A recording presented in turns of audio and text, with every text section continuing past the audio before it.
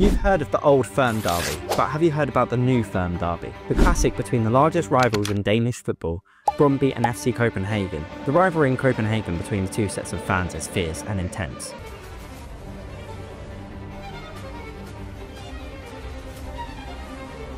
Throughout many years, the two clubs competed in the Danish Championship. The Brøndby fans consider themselves as true supporters of the game, and argue that Brøndby is the real football club, and FC Copenhagen is just a new club built as a company to make money. Brøndby have produced players such as Michael Laudrup, Peter Schmeichel and Lars Olsen. The rivalry peaked in 2001 when both teams were neck and neck for the Danish Championship. On June 10, 2001, it was a deciding game for the title. The two teams were pretty much neck and neck in the table. Everything would be decided on this day. And it was Copenhagen who took the early lead through a header from Niklas Jensen.